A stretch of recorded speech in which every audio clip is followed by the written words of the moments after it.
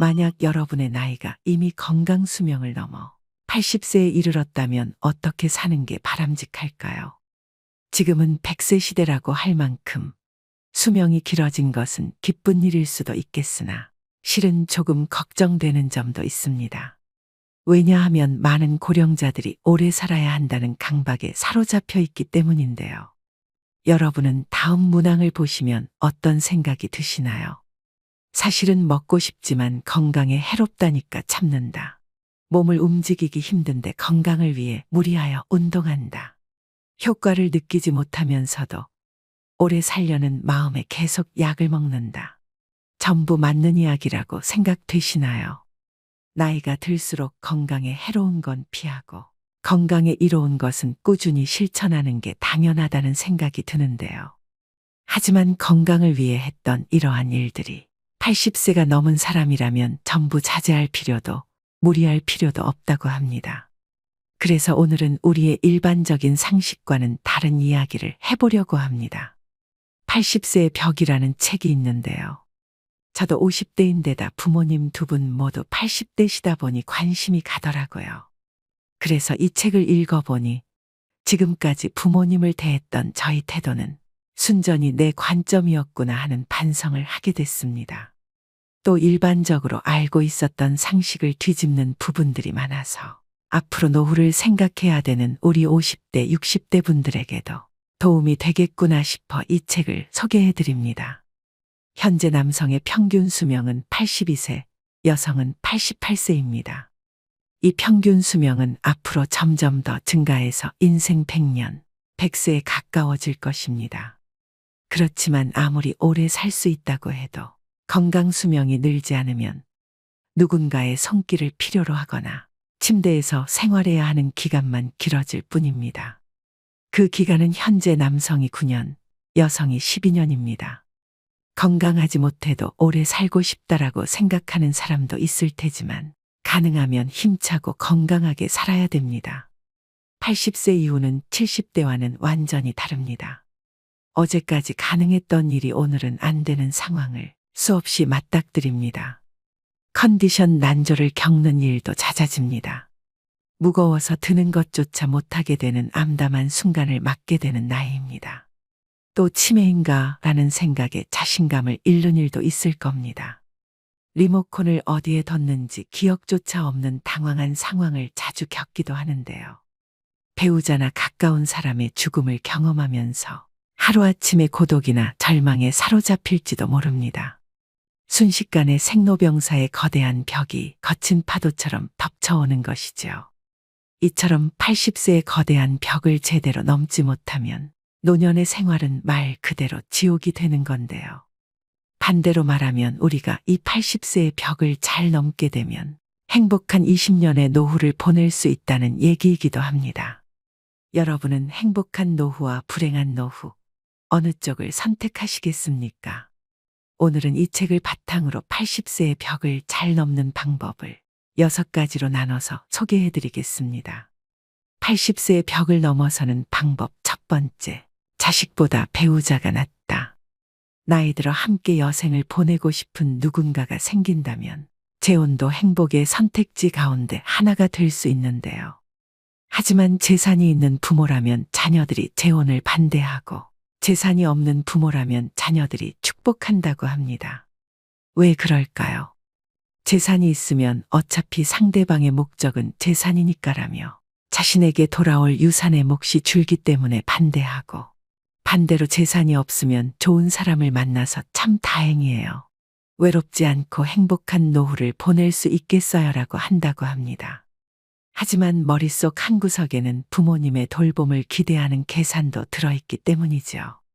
70대 전반까지는 재혼 이사가 있으면 자녀들을 설득해서 재혼하는 사람도 많지만 이처럼 80대가 되면 자녀들의 반대에 꺾이는 사람이 늘어납니다. 그래서 결국 재혼을 포기하고 외롭게 지내다가 노쇠해져서 돌봄을 받으며 생활하게 되죠. 그렇다고 재혼은 반대라고 했던 자녀가 돌봄을 책임지는 것도 아닙니다. 나이 들어서 병들고 아프면 자식들은 소용없고 결국 배우자밖에 없습니다. 실제로 어떤 연구에 따르면 60대 이상을 대상으로 조사한 결과 배우자와 함께 하는 사람들이 가장 행복감을 느끼고 삶에 더 많은 가치를 부여하며 살고 있다고 하는데요. 그래서 아무리 자식이 효도를 한다고 해도 배우자만 못하다는 겁니다. 내가 외롭고 아플 때 옆에서 지켜주는 사람은 배우자지. 가까이 살아도 쉽게 얼굴도 안 보여주는 자식들이 아니라는 겁니다. 몸이 아파서 급하게 보호자와 동행해서 병원을 방문해야 되는 일이라도 생긴다면 매번 자식들에게 부탁하기도 눈치 보입니다. 또 멀리 살고 있다면 급한 일이 있을 때 큰 힘이 못 됩니다. 미운정 고운정으로 같이 살고 있는 배우자만큼 남은 인생의 소중한 동반자는 없다는 얘기입니다. 그러니 배우자가 살아있을 때 서로에게 최선을 다하며 지내야 합니다. 만약 여러분에게 물려줄 정도의 자산이 있다고 하더라도 추억을 만드는 데 쓰거나 자기 행복을 위해 쓰도록 해야 됩니다. 80세가 넘은 고령자는 지금 당장 병이 들고 움직이지 못하게 된다 해도 전혀 이상할 것이 없습니다. 내일 죽게 될지도 모를 일입니다. 그러니 후회 없는 시간을 보내야 합니다. 물론 자녀를 위해 재산을 남기는 그 자체에서 행복감을 느끼시는 분들도 있으실 겁니다. 하지만 노후의 최고 자산은 추억입니다. 서서히 몸이 약해지고 행동 반경이 좁아지다가 결국 마지막에는 침대에서 보내는 날이 많아집니다. 이때 버팀목이 되어주는 것이 바로 그때 참 즐거웠는데라는 추억들입니다. 재산을 자녀에게 남기기 위해 자신이 하고 싶은 일을 참는 것만큼은 절대 하지 말아야 합니다. 80세의 벽을 넘어서는 방법 두 번째, 할 수 있는 일은 포기하지 않는다. 이제 80세가 됐으니 무리하지 말아야지 하면서 그동안 해왔던 일들을 그만두시는 분들이 많습니다. 하지만 가지고 있는 능력을 유지하는 것은 80세의 벽을 넘기 위해 꼭 필요한 자세인데요. 스스로 할 수 있는 일들을 제대로 안 하고 멈추는 순간 순식간에 늙고 세상과 이별할 수 있습니다. 그래서 80대가 돼도 운전면허증을 반납하지 마시고 운전이 가능하면 계속 하시라고 권해드립니다. 고령자는 인지기능이 저하되어 운전하면 위험하다라고 단정짓는 행위는 완벽한 차별이라고 생각되는데요.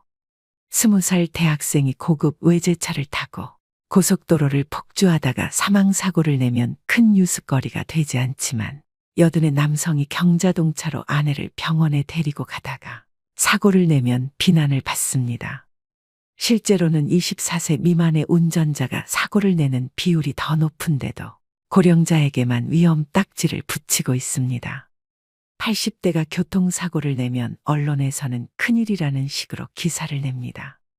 이러한 사회 분위기와 더불어 나이 들어 운전면허증을 자진 반납하면 지원금을 주는 제도가 있다 보니 면허증을 반납하시는 분들이 많습니다. 하지만 아직 충분히 운전을 할 수 있는데도 허둥지둥 면허를 반납할 필요는 없습니다. 반납해버리고 나면 6년 후에 돌봄을 받게 될 위험이 2.2배나 증가한다고 하는데요.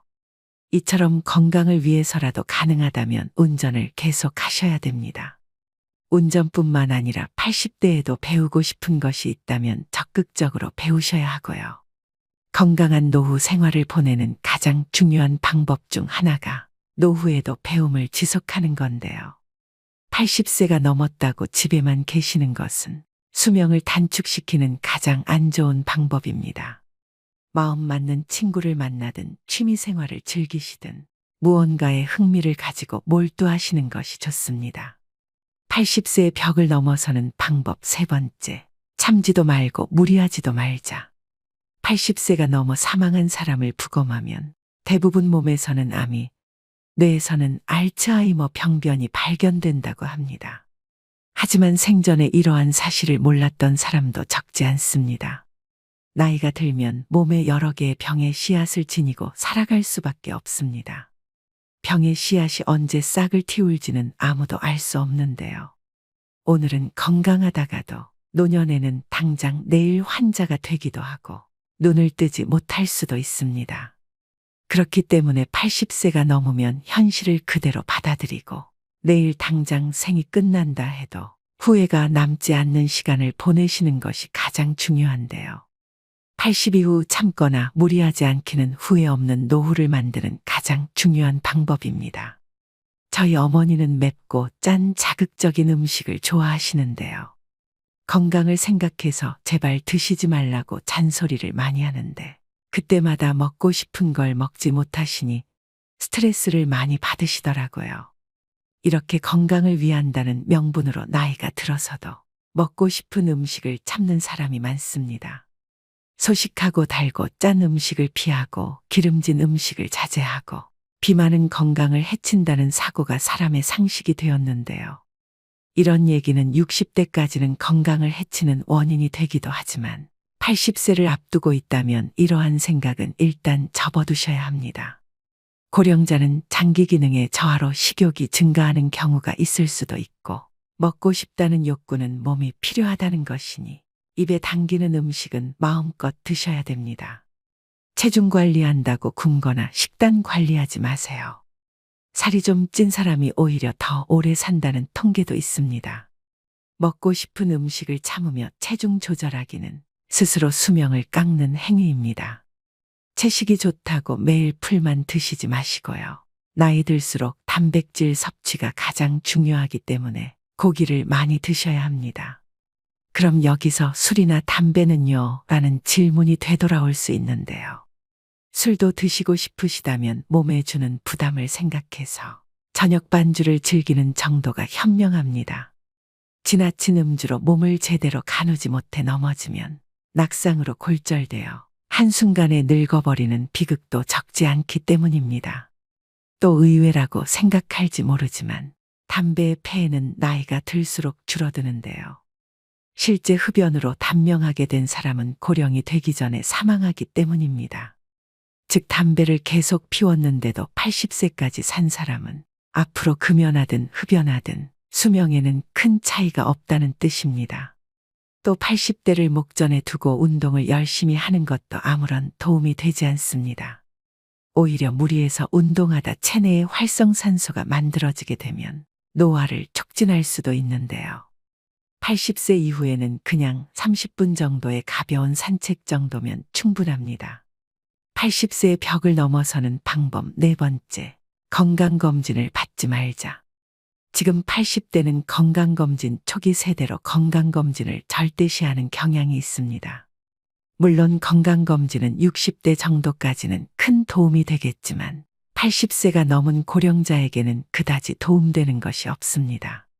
80대를 목전에 두고 건강검진을 받아보면 정상으로 나오는 수치보다 비정상으로 나오는 수치가 더 많은 것이 일반적입니다. 건강검진에서 정상 수치라는 것은 평균치에 가깝다는 얘기입니다. 비정상 수치는 그 범위를 넘어 지나치게 높거나 낮은 사람을 말합니다. 수치는 본래 사람마다 다릅니다.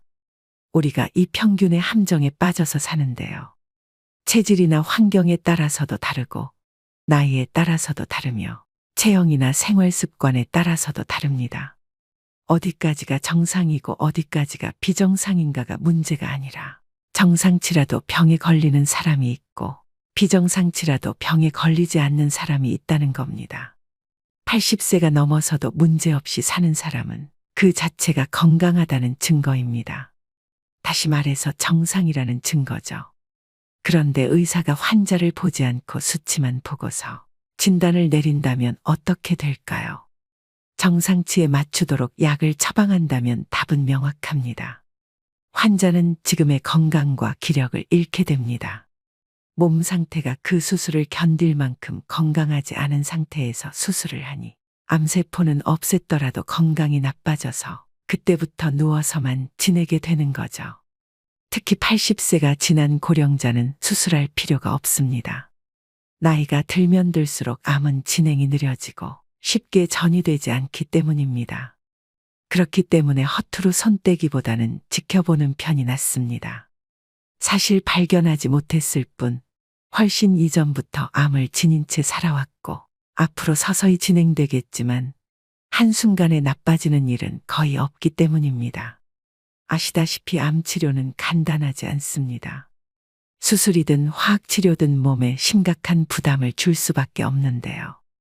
체력이 크게 떨어지는 80세 이상의 고령자는 평소 생활로 되돌아가지 못할 확률이 높다는 걸 명심하셔야 됩니다. 80세의 벽을 넘어서는 방법 5번째. 자기와 맞는 의사를 찾자. 80세의 벽을 넘으려면 얼마나 좋은 의사를 선택하고 얼마나 좋은 관계를 유지하느냐가 관건입니다. 그렇다면 어떤 의사를 선택해야 할까요? 좋은 의사를 구별하는 가장 손쉬운 방법은 약에 관해 이야기를 나누어 보는 것입니다. 본래 약은 몸 상태를 좋게 하는 것이 목적인데 처방해준 약을 먹고 몸 상태가 나빠진 것 같다고 해도 이건 좋은 약이니까 혹은 약을 끊고 죽고 싶나요라는 식의 태도를 보이는 의사라면 그 병원은 그만 다니는 편이 낫습니다. 교과서적인 수치와 검사 결과만 믿고 환자 개인이 느끼는 몸 상태는 생각하지 않는 건데요. 제대로 된 의사라면 다른 약으로 바꾸든 양을 줄이든 식의 후속 조치를 취하게 될 것입니다. 만약 그런 의사라면 좋은 주치의가 될 수 있습니다. 환자를 잘 섬기는 의사, 환자들의 말을 다 들어주는 의사는 좋은 의사라 볼 수 있습니다. 환자가 말할 때 차트나 들여다보고 환자가 묻는 질문에 마지못해 몇 마디 대답해주는 의사는 결코 좋은 의사가 아닙니다. 또 환자의 눈높이에서 환자가 궁금해하는 것을 성의껏 잘 설명해주는 친절한 의사인지도 확인해 보셔야 합니다. 자기 환자를 끝까지 책임지는 의사의 자세가 무엇보다 중요합니다. 투병이 시작되면 의사, 환자, 보호자는 2인 삼각 경기를 하는 것처럼 서로 발을 묶고 완치를 향해 전진하는 관계가 됩니다. 그 중에서도 의사가 나 몰라라 하면 환자와 보호자는 절망하게 되겠죠. 이처럼 80대가 되면 나와 잘 맞는 의사를 찾는 것이 무엇보다 중요합니다. 내가 보내고 싶어하는 노후를 이해하고 거기에 맞는 방향으로 움직여주는 의사를 만나야 하는 거죠. 수술을 원하지 않는데 수술밖에 방법이 없다고 딱 잘라서 이야기하는 것은 의사 같지 않은 의사입니다. 진료 받을 때마다 불편함을 느끼게 하거나 심리적 피로감이 들게 하는 의사라면 궁합이 맞지 않다는 뜻입니다. 나와 맞지 않는 의사에게 진찰받는 것은 말년에 지옥행 버스에 오르는 격이죠. 80세를 맞이하는 고령자에게 병원과 의사는 매우 가까운 존재입니다. 소중한 내 몸을 믿고 맡길 수 있는 의사를 만나는 것은 행운이라고 할 수 있습니다. 그렇기 때문에 조금 더 젊은 50대, 60대부터 이 병원, 저 병원 다니면서 널리 알려진 명의보다 나만의 명의를 찾는 일이 중요합니다. 80세의 벽을 넘어서는 방법 6번째. 약은 최소한으로 먹자. 나이 들수록 여기저기 안 아픈 곳이 없는데요. 그러면 병원 진료도 장기별로 과마다 진료를 받게 됩니다. 여러 과를 돌면서 진료를 받게 되면 문제는 많은 양의 약으로 드러납니다. 예를 들면 검사 결과 혈압이 높다며 순환기내과에서 혈압 강화제를 처방합니다. 거기다 혈당치가 높다는 사실을 알게 되면 내분비내과에서도 약을 주게 되는데요. 각기 다른 전문의에게 약을 처방받았더니 다량의 약을 복용해야 하는 상황이 심심찮게 생깁니다. 또 약의 종류가 많아질수록 중복약을 처방받을 확률도 높습니다. 예를 들어 소화 기능이 떨어지는 경우에는 약의 위장을 보호해주는 위장약이 들어가는데 다른 목적으로 처방된 약들을 함께 복용하게 될 때 위장약이 포함되어 있으면 중복으로 복용하게 되는 셈입니다. 위장약은 위산 분비를 억제해 약을 복용할 때 속쓰림 등을 방지해 주지만 과도하게 섭취할 경우에는 장염이나 폐렴 위험이 커집니다. 또 순환기 전문의가 진료를 하고 나서 높은 콜레스테롤 수치를 약으로 낮추면 면역 기능이 저하되고 암이 진행되기 쉬우면서 감기나 독감에도 쉽게 걸립니다. 혈관계 이상으로 죽는 게 아니라 암이 진행되거나 폐렴으로 죽게 될 수 있는 거죠. 이렇게 되면 약이 되는 것이 아니라 독이 될 수도 있다는 사실을 기억하셔야 합니다. 이런 장기별 전문 진료 체계는 60대까지는 효과가 있지만 80대 전후에는 별로 도움이 되지 않습니다. 특히 고령자일수록 많은 약을 함께 쓰면 문제가 됩니다. 물론 꼭 먹어야 하는 약도 있으므로 모든 약을 끊을 수는 없지만 일상생활의 활동 수준을 방해하지 않도록 최소한에 머물러야 합니다. 머리가 아프면 두통약을 먹고 위가 아프면 위장약을 먹으면 됩니다. 필요할 때 필요한 만큼만 먹는 것이 약의 올바른 사용법입니다. 약을 계속 먹어야 오래 산다는 근거는 어디에도 없다는 사실을 기억하셔야 됩니다. 오늘의 영상 어떠셨나요? 80세의 벽은 높고 두꺼우나 벽을 넘는 방법 6가지를 소개해드렸습니다. 종합적으로 강조드리고 싶은 것은 싫은 걸 억지로 참지 말고 좋아하는 일을 하는 것입니다. 아무리 후회해도 지난 날은 돌아오지 않습니다. 내일 일은 아무도 모릅니다. 내일은 내일의 바람이 붑니다. 그것이 인생입니다. 그러므로 자신의 인생을 있는 그대로 받아들이기만 하면 됩니다. 어떤 것이라도 두려워하거나 걱정하지 마세요. 원하는 일을 하고 먹고 싶은 음식을 먹고 만나고 싶은 사람을 만나고 하고 싶은 말을 하면서 살면 됩니다. 이것이 행복한 노후와 불행한 노후를 가르는 기준입니다. 불량 노인이어도 됩니다. 사람 좋은 척하면 건강이 불량해집니다. 여태까지 사람들의 눈치를 살피고 사양하느라 하고 싶은 일을 참으며 살아오셨을 겁니다. 그런데 80세가 넘어 참거나 무리하게 되면 몸과 마음이 지치고 건강이 나빠집니다. 지금까지 애쓰고 고생하며 살아왔으니 앞으로는 원하는 대로 살아보셔야 합니다. 80세가 넘은 고령자라면 그렇게 살아도 됩니다. 인생에는 다양한 의미의 오르막과 내리막이 있지만 오르막에서도 내리막에서도 행복은 생각하기 나름입니다. 행복이란 무엇인가에 대한 답은 사람마다 다르겠지만 최고의 행복은 다름 아닌 즐기는 능력이 아닐까 싶습니다. 즐길 수 있어야 진정한 100세 인생입니다. 80세의 벽을 넘어서 앞으로 20년 하루하루 새로운 도전을 즐기셨으면 좋겠습니다. 오늘도 노후의 지혜와 함께 해주셔서 감사드립니다. 황금빛으로 무르익어가는 여러분의 지혜로운 인생을 언제나 응원합니다.